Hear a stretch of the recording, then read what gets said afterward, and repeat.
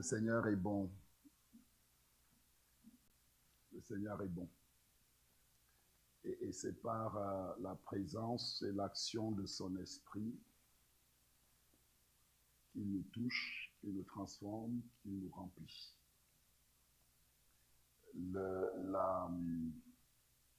Dieu n'est pas loin. Il est juste dans une dimension qui est différente. C'est pour ça qu'en un instant, on peut se sentir transporté par son esprit. Amen.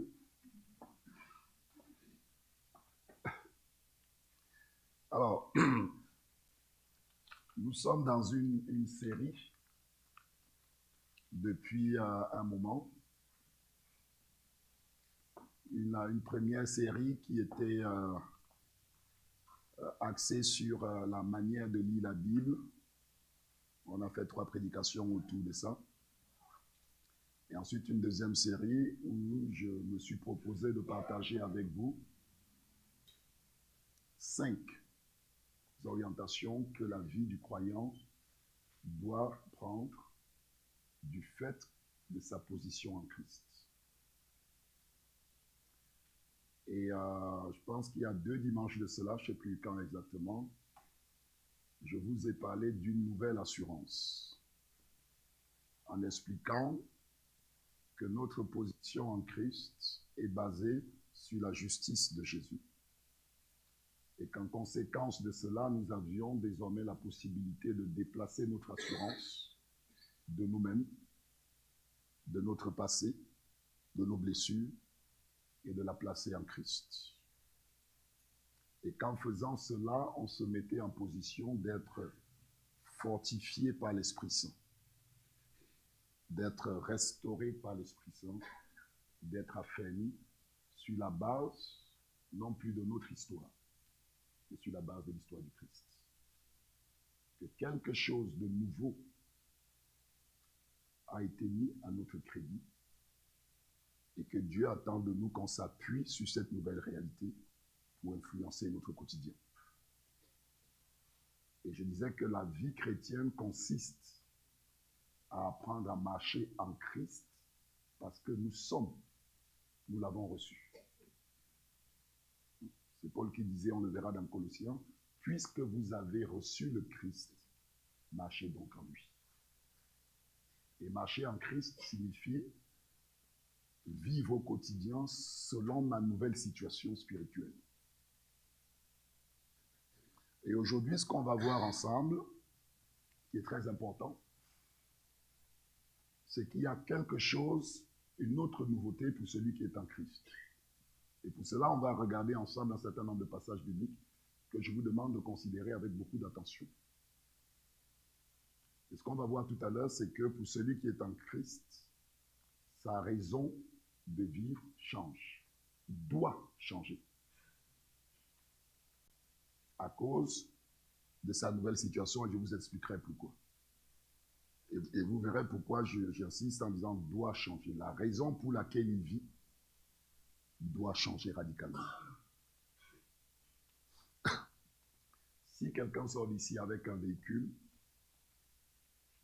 qui a son permis de conduire, un citoyen ordinaire, qui sort avec son véhicule et puis pas de chance, il a un accident.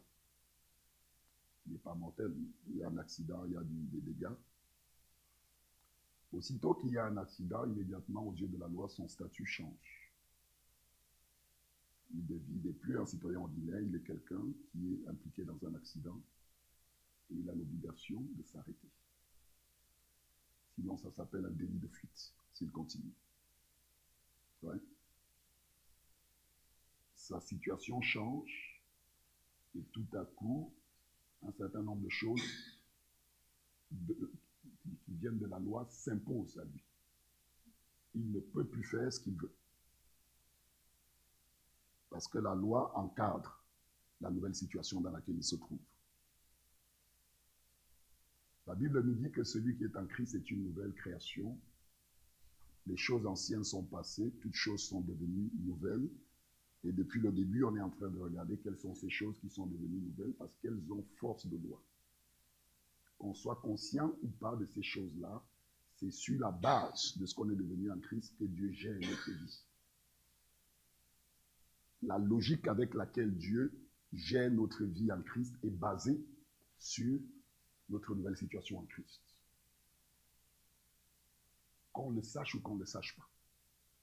Ce qui signifie qu'il y a des choses que le chrétien va vivre dans sa vie qu'il ne pourra pas comprendre s'il ne comprend pas sur quelle base Dieu gère sa vie.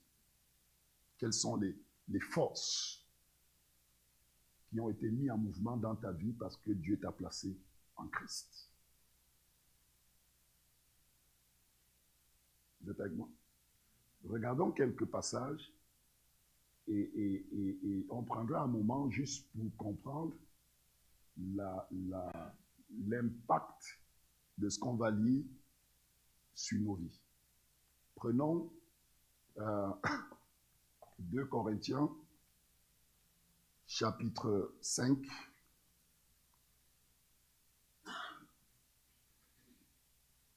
verset 14 au verset 15.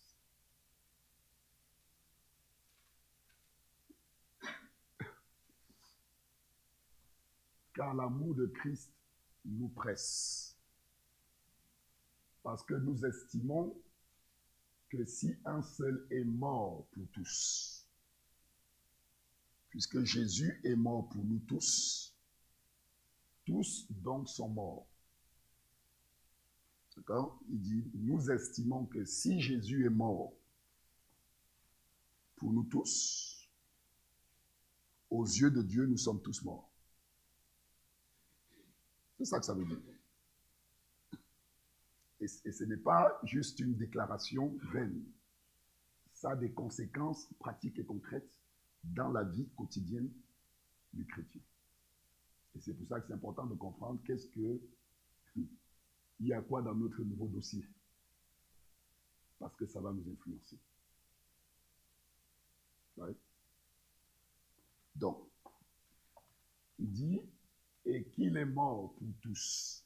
Pourquoi il est mort pour tous? Pourquoi Jésus est-il mort pour tous? Et pourquoi tous sont-ils morts?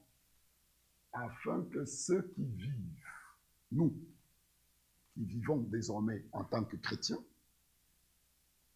le texte nous dit que quand Jésus est mort, nous sommes, aux yeux de Dieu, nous sommes tous morts. Pourquoi? Afin que ceux qui vivent ne vivent plus pour eux-mêmes. On lira un autre passage pour compléter et on regardera ensemble ce que ça signifie concrètement. Vous verrez que ce n'est pas une petite affaire. Afin que ceux qui vivent ne vivent plus pour eux-mêmes, mais pour celui qui est mort et ressuscité pour eux. Ça veut dire que le chrétien, parce qu'il est en Christ, aux yeux de Dieu, il a perdu le droit de vivre pour lui-même. La seule vie que Dieu approuve pour lui, c'est une vie pour Dieu. C'est ça que ça veut dire. Qu'on aime ou qu'on n'aime pas, qu'on le sache ou pas, ça a des conséquences. Et ça aura des conséquences sur la manière dont Dieu nous voit et la manière dont il traite avec nous. Parce que ça force de loi. Ce n'est pas, ce qu'on est en train de lire sont les conséquences de la mort de Jésus-Christ notre Seigneur dans l'histoire. Ça découle d'un fait. Ouais, ce n'est pas une parole comme ça. Prenons 1 Corinthiens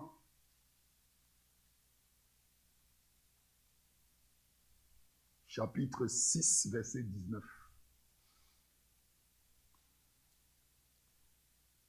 Je vais faire une petite mise en scène, mais je cherche le candidat que j'ai. 1 Corinthiens chapitre 6, verset combien? 19.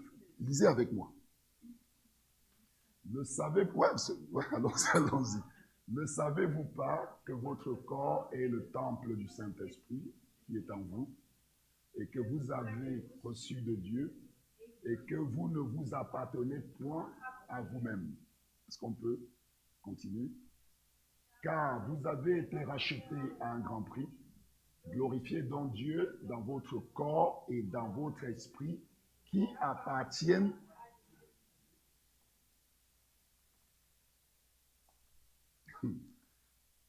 C'est comme ça que c'est écrit. Glorifiez donc Dieu dans votre corps et dans votre esprit qui désormais légalement appartiennent à Dieu. Dieu a le droit légalement d'en disposer selon sa volonté. Dieu peut te résister dans un aspect de ta vie parce que l'usage que tu fais de ton esprit et de ton corps ne convient pas à sa volonté. Parce que ce corps n'est plus ton corps. Sur la base de ça. Ouais, sur la base de ça. Donc ça a des conséquences importantes. Pour illustrer ça, la bonne illustration de ça, et après je cherche encore 3 ou 4 personnes. La bonne illustration de ça nous est donnée dans l'Ancien Testament, j'en avais déjà parlé. Lorsque Moïse va libérer les Israélites d'Égypte pour les amener dans Canaan, est-ce que vous savez pour quelle raison? Servir. Il dit, pour qu'ils me servent. C'est ça la raison que Dieu dit. Il dit, je les ai délivrés pour qu'ils me servent. La question c'est, en quoi consistait ce service? En quoi c'était quoi le servir finalement? Parce que là, on voit dans la Bible, on est en train de lire, on a lu Exode, Lévitique, Nombre, c'est ça? Et puis on les voit qui marchent dans le désert, qui obéissent, qui n'obéissent pas, et puis un tabernacle est créé. Donc en quoi, c'est quoi le service dont il est question pour lequel Dieu les a libérés? En quoi chacun faisait sa vie. Chacun avait sa famille, construisait sa maison, avait sa plantation. Donc en quoi consistait ce service? La Bible nous dit que parmi les 12 tribus, Dieu a pris la tribu de Lévi. Et il a dit ce que je demande à tout le monde, je vais l'appliquer à une de ces tribus. Il a pris la tribu de Lévi. Il a dit cette tribu n'aura pas de terre, n'aura pas d'héritage. C'est moi qui serai son héritage. Donc je prends cette tribu, elle sera exclusivement à mon service. Ils ne peuvent plus vivre pour eux-mêmes, mais pour celui qui est mort et ressuscité pour eux. Exclusivement pour lui. Et en quoi consistait ce service? Les Lévites étaient mis à part. La loi de Dieu leur était révélée. Ils étaient en communion avec Dieu à travers la présence, l'accès que le sacrificateur avait dans le lieu de saint. Et ensuite, ils devaient, à travers leurs actes au quotidien, incarner la volonté de Dieu et l'exprimer. Ils traduisaient en actes humains la pensée qui était dans le cœur de Dieu.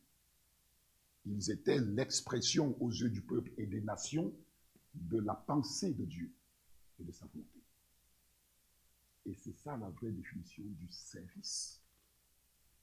Ce que Dieu faisait avec les Lévites, c'est ce qu'il voulait avec tout son peuple. Il voulait un peuple qui soit en communion avec lui et qui utilise sa vie et tous les aspects de sa vie pour exprimer ce qu'ils ont connu de Dieu. Le service, c'est ça. Ce n'est pas nécessairement quelque chose qu'on fait pour Dieu, une mission, c'est notre vie dans tous ces aspects qui sert le Seigneur. Maintenant, regardez, allons dans le détail je vais vous faire lire encore deux passages. Après, on va aller dans le détail. Prenons Colossiens. Colossiens chapitre 1, verset 9.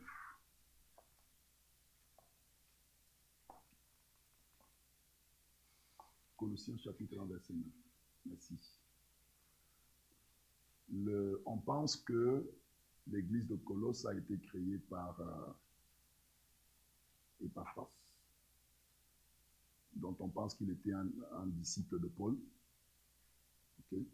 Parce que ce même Épaphras, quand on lit dans le chapitre 1, c'est Paul qui écrit la lettre et qui dit selon ce qu'Épaphras nous a enseigné. Okay? Et cette église de Colosse était une belle église qui a été enseignée correctement, sauf qu'à un moment donné, des personnes se sont infiltrées dans l'église avec des enseignements qui consistaient à faire de Jésus-Christ une option parmi d'autres. Une option parmi d'autres. Le Christ, il y a... Et non pas le socle, le fondement, mais une option parmi d'autres. Épaphras, je ne sais pas dans quelles circonstances il a été retrouvé, Paul qui était en prison. Certainement pour lui demander conseil. Il dit, je suis face à une situation dans l'église que je ne sais pas gérer. Le peuple aime le Seigneur, il sert le Seigneur, mais je vois un risque que le centre de gravité ne soit plus le Christ, mais commence à reposer sur d'autres choses. Et là, ce que je veux vous montrer, c'est la lettre que Paul écrit, et je veux qu'on voit dans cette lettre comment Paul veut adresser ce problème. Comment il adresse le problème de cette église. Et après, on ira voir concrètement dans nos vies ce que ça signifie. Si Dieu nous considère comme étant morts à nous-mêmes et comme devant vivre pour lui, il y a deux choses que ça implique. La première chose, c'est que le chrétien doit comprendre ce que Dieu attend de lui. Il doit être rempli pleinement de la connaissance de la volonté de Dieu, puisqu'il est censé vivre pour Dieu. Deuxième conséquence, il doit se soumettre entièrement à cette volonté, quand il a compris. Entièrement. Et c'est les deux choses qu'on va voir dans le texte qu'on va lire. Et c'est ça que l'apôtre Paul préconise dans la situation qu'on est en train de voir dans l'église de Colosse. Ce qu'il dit, en résumé, après on va lire, si la nouvelle situation des chrétiens de Colosse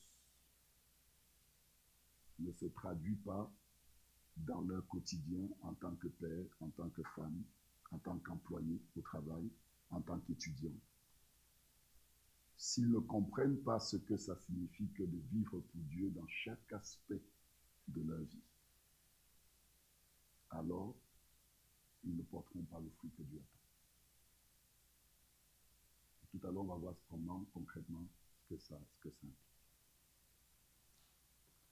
C'est pour cela que nous aussi, depuis le jour où nous avons été informés, nous ne cessons de prier pour vous et de demander que vous soyez remplis de la connaissance de sa volonté, en toute sagesse et intelligence spirituelle.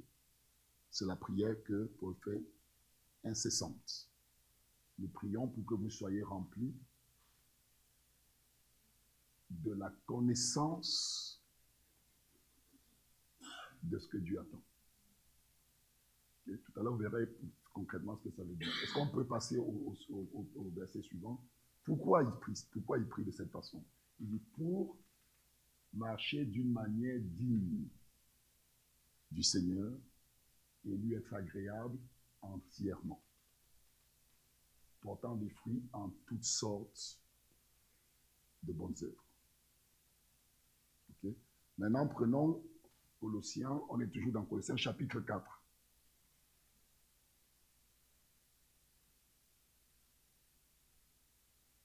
Colossiens chapitre 4, verset 12. Colossiens chapitre 4, verset 12. Épaphras, qui est des vôtres, vous salue. Serviteur de Jésus-Christ, il ne cesse de combattre pour vous dans la prière, afin que, parfait et pleinement persuadé, vous persistiez dans une entière soumission à la volonté de Dieu. Voilà la prière, et cette prière est un combat. Le combat d'Épaphras pour vous, c'est que vous soyez pleinement persuadés de ce que Dieu veut et que vous vous y soumettiez totalement. Ok? Maintenant, prenons un cas pratique. J'ai fait des petits trucs, je vais embêter personne, je vais juste poser ça par terre. Je vous laisse tranquille. Je suis en Christ. D'accord? En même temps, je suis employé.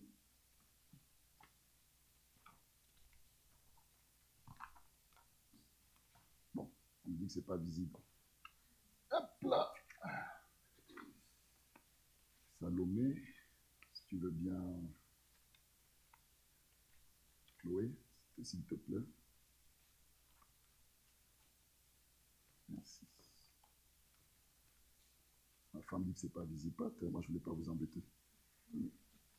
Étudiant, ceci. Mettez-vous là, ici.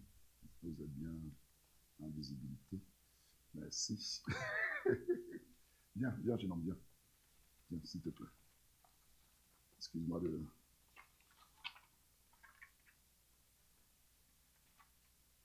Tiens. Je l'ai sorti de son repos. Regardez très attentivement, c'est important.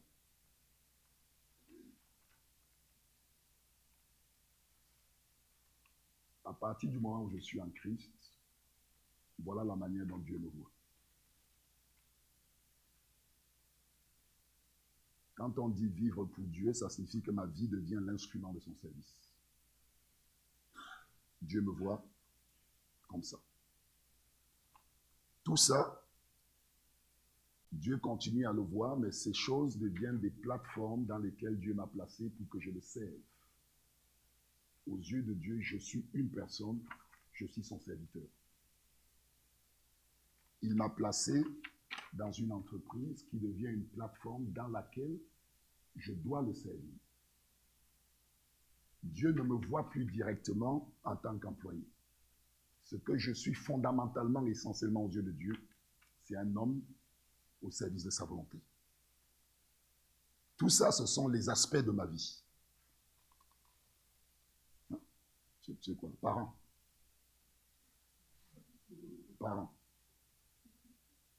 Regardez ce que ça change. Et je vous demanderai de faire l'exercice vous-même. Lorsque je suis en prière et que devant Dieu, je dis, Seigneur, tu m'as donné cette plateforme de parents pour que je te serve. Qu'est-ce que tu attends de moi? Pas qu'est-ce que moi je veux en tant que parent pour mes enfants. Pas qu'est-ce que moi j'ai comme modèle. Pas qu'est-ce qu'on m'a transmis. Pas qu'est-ce que j'ai envie de faire parce que je ressens. Qu'est-ce que cette position, cette fonction de parent n'est pas ce que je suis essentiellement aux yeux de Dieu. C'est une plateforme pour le servir. La question, c'est qu'est-ce qu'il attend de moi? Ça change absolument tout. Parce que tout à coup, ce n'est plus ma vision en tant que parent ou mes intérêts en tant que parent qui sont importants aux yeux de Dieu, mais qu'est-ce que Dieu attend de moi vis-à-vis des enfants qu'il m'a confiés. Ce n'est que dans cette position que je peux discerner la volonté de Dieu. Là, la volonté de Dieu. Si vous avez, en tant que parent, des problèmes avec vos enfants et que vous voulez savoir ce que Dieu pense de la situation, vous n'entendrez la voix de Dieu que si vous considérez que vous êtes avant tout à ses yeux son serviteur et que ça, c'est une plateforme qu'il vous a donnée.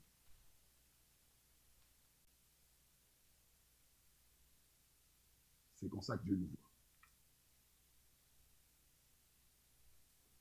savez qu'au ciel, il n'y a pas question de parents, employés, tout ça. Vous savez que tout ça n'a pas d'incidence au ciel.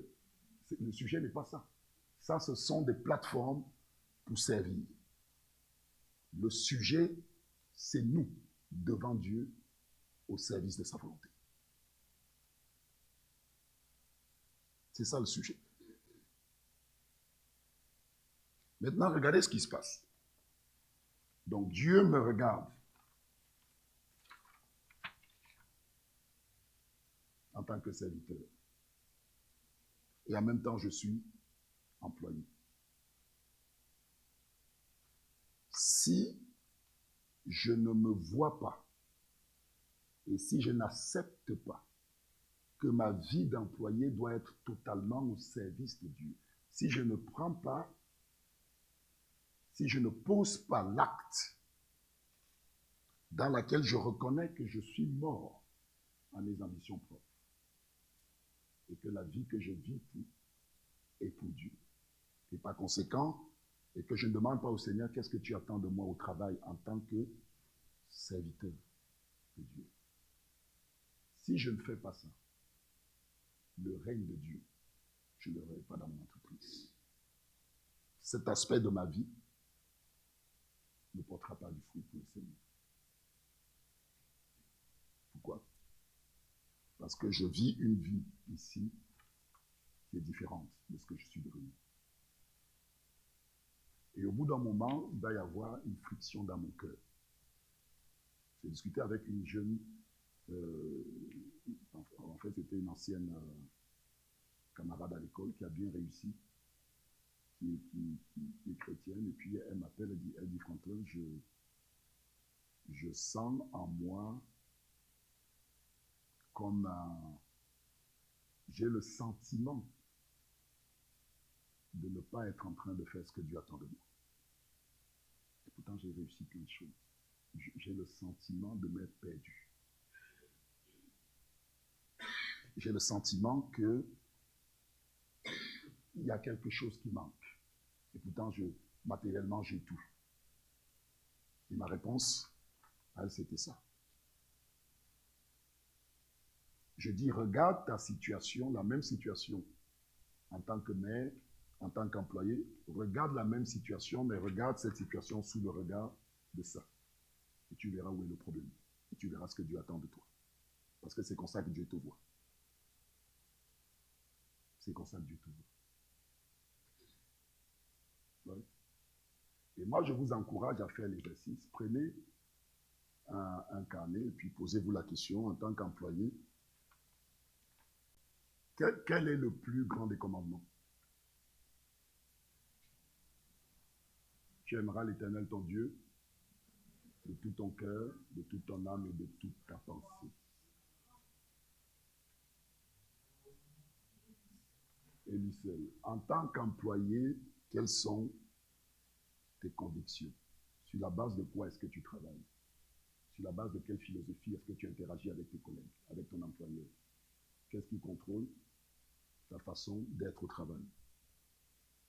Est-ce que c'est la volonté de Dieu? Est-ce que tu as pris le temps de savoir quelle est la position de Dieu? Qu'est-ce qu'il attend de toi dans ce lieu? Si tu n'as pas pris le temps de faire cet exercice de façon intentionnelle, alors dans le lieu de travail, tu ne verras pas ce que Dieu attend de toi et tu ne porteras pas le fruit qu'il attend de toi. Ouais. Vivre pour Dieu, c'est ça. Ce n'est pas juste quelque chose qu'on fait à l'église le dimanche. C'est tous les aspects de notre vie au regard de ce qu'on est devenu en Christ. Et si vous voulez, c'est à l'envers. Qu'est-ce qu'on montre ici? Et si vous voulez, souvent,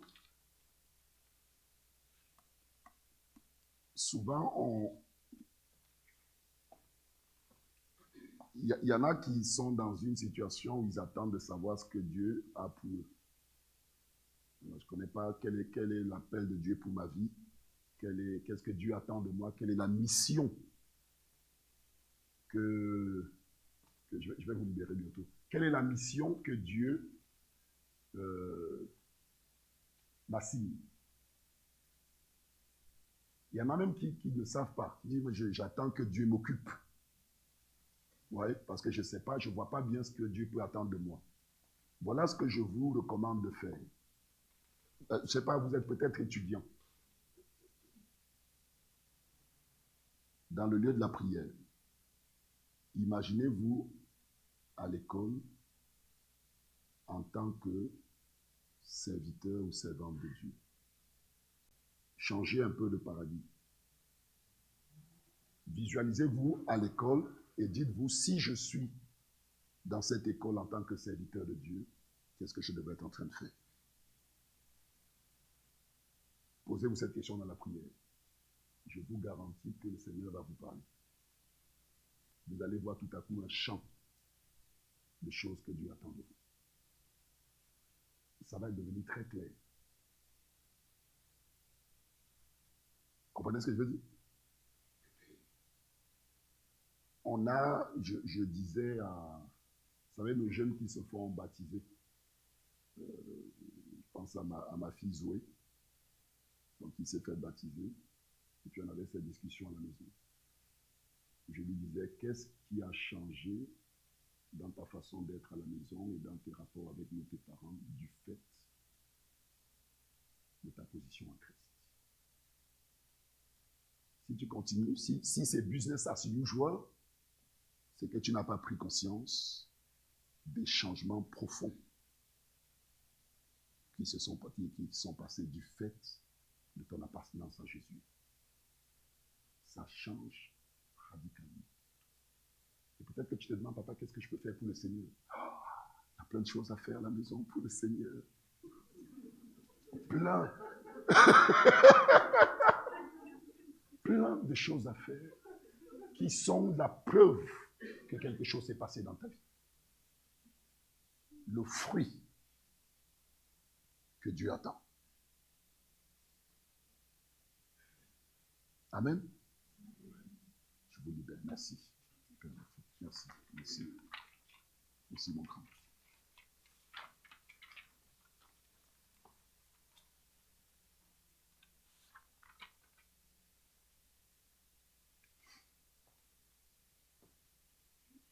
Donc, une nouvelle raison de vivre, notre motivation, on doit questionner. Est-ce que je suis en couple? Oui.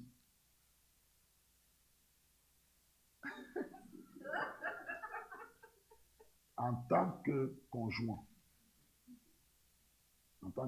je suis dans un couple en tant que conjoint.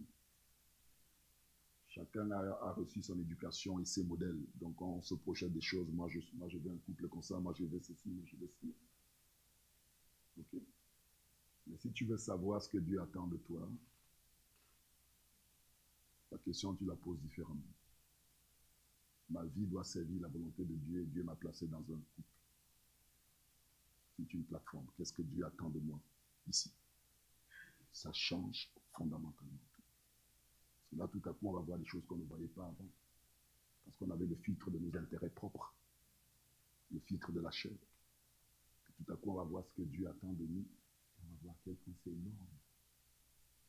Et je vous garantis, si on obéit au Seigneur, si on accepte que notre vie serve ses intérêts, on verra sa gloire dans ces domaines de notre vie. On verra sa gloire. Est-ce que vous avez remarqué que dans la Bible, il n'y a pas, dans la relation de couple, il y a quelques mots. Femmes, soumettez-vous à vos maris, aimez vos femmes. Il n'y a pas, on n'a pas une liste de conseils et des choses à faire. Pourquoi? Parce que si chacun dans le couple marche selon Christ, il n'y a pas besoin d'aller dans plus de détails que ça. Ouais, pas besoin. Un couple qui marche, c'est pas un couple où les gens sont amoureux. Pourquoi je parle de couple? C'est pas parce que on est amoureux ou qu'on est sur la même longueur d'onde, qu'on est compatible. C'est parce que chacun est face à Dieu et accepte de se soumettre volontairement sous l'autorité de la parole de Dieu, sans contrainte. Parce que c'est essentiellement ce qu'il est devant Dieu, un serviteur de Dieu, avant d'être femme, mari. Sans contrainte. Offrez vos corps comme un sacrifice vivant. Pourtant, on lui appartient. Pourtant, il nous a rachetés, c'est ce qu'on a vu tout à l'heure. Nos corps et notre esprit lui appartiennent. Mais Dieu attend que de nous-mêmes, librement, on se livre à lui comme un sacrifice. De nous-mêmes. Et c'est là qu'on voit la manifestation de son règne. Amen. Donc, je ne peux que vous inviter à chacun de nous reconsidérons notre vie devant Dieu. Et prenez l'aspect de votre vie que vous voulez. Vous êtes voisin dans un quartier. Dieu ne vous voit pas comme ça. Dieu vous voit comme un fils et une fille du royaume qu'il a planté dans un lieu. Et il attend de vous que vous réagissiez en conséquence. Et la maison qu'il vous a donnée dans ce quartier n'est qu'une ressource, une plateforme pour le servir. Ce n'est pas une finalité. Ce n'est pas une finalité. Ouais. Amen. On va s'arrêter là. Mais du coup, je relis du coup ce passage pour terminer. Et avec tout ce qu'on vient de dire, relisons ce passage en ayant tout ça en tête. Okay? Et parfois, ce qui est un des vôtres, vous salue, serviteur de Jésus-Christ. Vous voyez comment il décrit Épaphras, serviteur de Jésus-Christ. Il ne cesse de combattre pour vous. Et d'ailleurs, je fais une parenthèse là-dessus. Si vous priez pour l'Église, comme beaucoup le font, j'espère, si vous priez pour l'Église, pareil, il ne faut pas prier, moi, comment je vois l'Église, comment je veux l'Église, qu'est-ce que je pense. Serviteur de Jésus-Christ, qu'est-ce que tu attends de moi? Qu'est-ce que tu attends de l'Église? C'est quoi ta volonté? Ouais. Toujours cette position. Toujours cette position. Je veux parler à quelqu'un dans la salle qui est peut-être dans un moment de trouble, dans un aspect de ta vie, peut-être professionnellement, ou dans le couple, ou à l'école, quelqu'un qui est dans un temps de trouble. Si tu veux entendre ce que Dieu dit et comprendre sa vision sur ta situation, regarde ta situation telle que Dieu la regarde. Pose-toi la question en tant que serviteur de Dieu, servant de Dieu. Qu'est-ce que Dieu attend de moi dans cette situation? Et tu verras que les choses vont devenir plus claires. Parce que c'est comme ça que Dieu nous voit. Dieu ne nous voit plus autrement. Celui qui est en Christ est une nouvelle création. Les choses anciennes sont passées. Toutes choses sont devenues nouvelles. Dieu ne nous voit plus que de cette façon-là et pas autrement. Et pas autrement. Serviteur de Jésus-Christ, il ne cesse de combattre pour vous dans ses prières afin que, parfait et pleinement persuadé, vous persistiez dans une entière. Vous voyez bien que c'est un processus.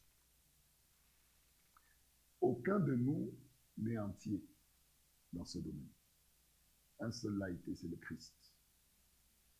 Aucun de nous l'est. Par conséquent, on a besoin, comme Épaphras fait, et il a raison, de prier continuellement et de combattre dans la prière en nous livrant à l'esprit pour que lui seul dispose nos cœurs comme Dieu attend que ce soit nos cœurs. Personne ne peut par lui-même avoir cette posture de cœur. Une entière soumission, c'est l'œuvre de l'esprit. Notre rôle, c'est de dire, Seigneur, c'est ça que tu veux, je me livre à toi. Je me livre à toi. Dispose mon cœur pour que je te serve. Dispose mon cœur.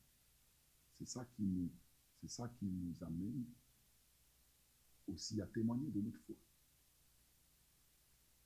Tout à coup, je m'aperçois que mes collègues que j'ai toujours vus comme soit des adversaires ou des ennemis ou des amis, en fait, je suis dans un champ de mission.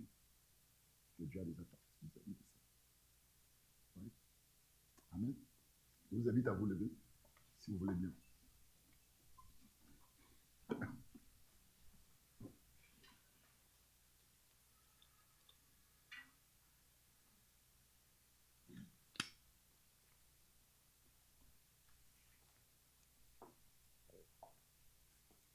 J'aimerais que chacun se place devant Dieu.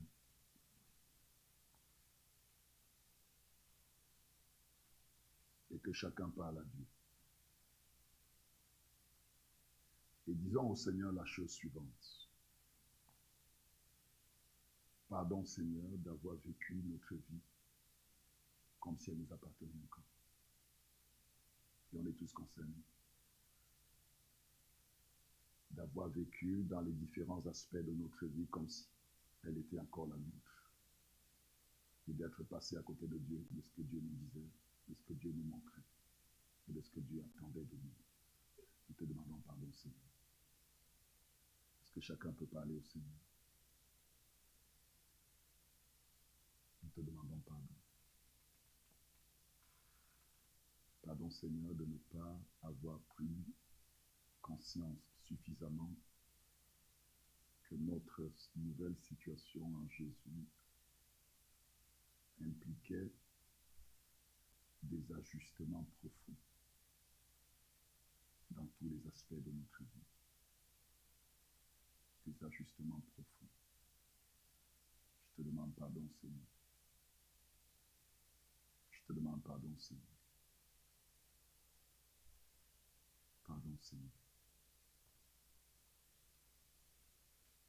Pardon d'avoir voulu reprendre le contrôle d'une vie, Seigneur, que je suis censé avoir déposée à tes pieds. Je te demande pardon. Donne-moi la grâce de vivre pour toi. Dispose mon cœur